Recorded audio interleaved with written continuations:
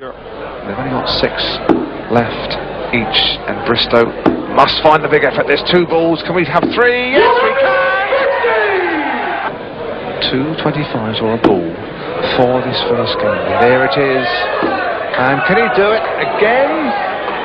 He can! Oh, what can you say? That is unbelievable! Phenomenal. What more can you say? 6 bullseyes. I'm talking about trying to get 1. You and Eric have just got 6 consecutive bullseyes there. That must be the ultimate shot in darts, surely. That, when somebody watches at home, is not luck. That's what you've practiced for 17 years, or 20 years, or even more. That's what the ultimate thing is. That's when it gives you most satisfaction to seeing it happen. You know, and I think that is... I mean, it's great. We can talk about that forever, getting 3 bullseyes. The man at home should be very pleased when he gets his 1. If he manages to, then great. And I'm sure that, you know, he puts enjoyment back into the game. I think we've covered most aspects of darts now, John, but there is one aspect, one very, very important aspect, which is all part and parcel of the game which we haven't covered, and this revolves around A, this piece of equipment, but B, a piece of equipment that I'm much more used to seeing by the side of my dartboard, and that's a chalkboard. That's right. The basics of scoring are simple. You just subtract the number, but a lot of people can't do it. So what we found is, over a few years, and the best way to learn a game is to get the chalk, mark on, take the totals away, and then you learn the shots yourself by seeing it on the chalkboard. But what's happened is that we found not only is chalk a little bit messy and goes all over the carpet or wherever, but now we've got to a stage where a lot of players won't play because they can't subtract. So does that handicap them? Totally. With one of these, which is a new electronic device, of which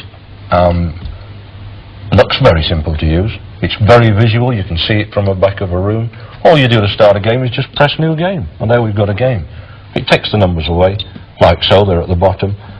There goes the totaling, and it's subtracted it for us.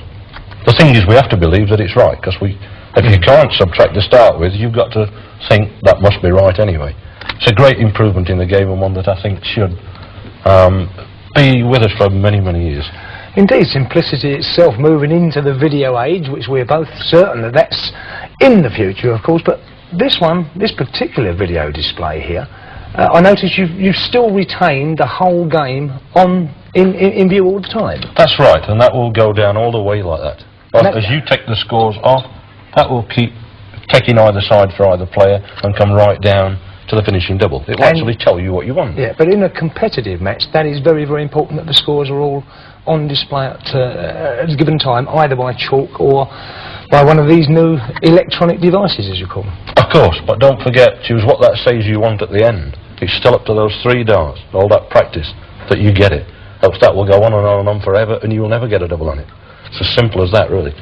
Fine, John. Now, the ultimate question, supposing I'm losing, is there any way that I can use this magic word that's creeping in now into a lot of sports?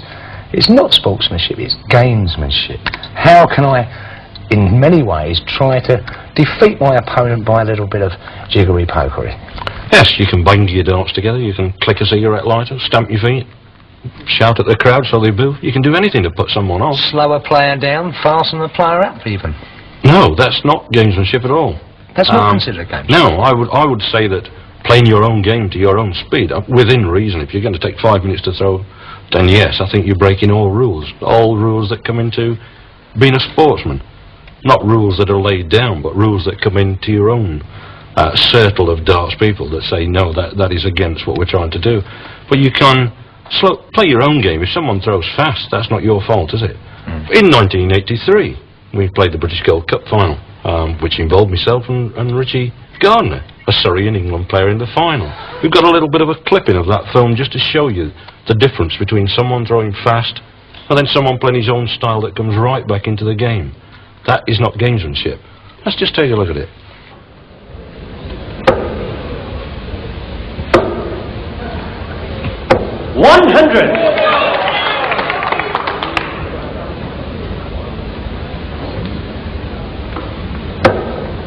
Now, some guys, if you're interested in tactics, would slow the game down.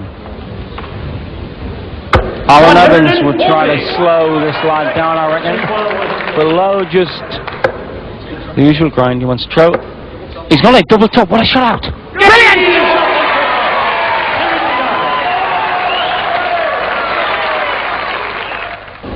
Well, his mate Mick takes him round in a Rolls Royce.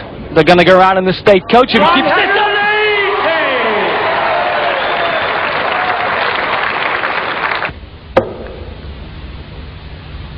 And homing in on that like a Nike missile.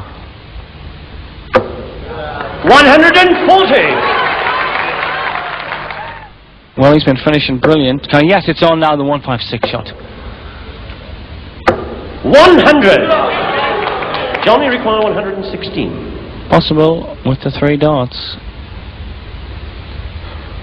Got the 60. Brilliant. Match point with 2 darts. Double top for the British Gold Cup. Game! Shot! A new star came like a Bethlehem, Richie Gardner for John Lowe of Derbyshire. Well, Phil, I'm sure that you could see there that I managed to get back into that game after being a set down, with Richie throwing them like, actually letting them go faster than before his third one was hit the board, he'd fixed them out more or less. You know, I slowed it down a little bit, played my style, got back into the game and took the arrows. Took the winning double, took the cup and took the money. Yeah, but do you think, in fact, that you playing your own normal game, do you think it, in fact, affected Richie in the end? Of course, yes, because he throws extremely fast, and I'm sure he slowed down his own game. If he could have carried on throwing at a lightning pace, which he was doing, the thing could have been over in 3 minutes for television. I think they wouldn't have got a programme. We've got one thing in our side today, one advantage.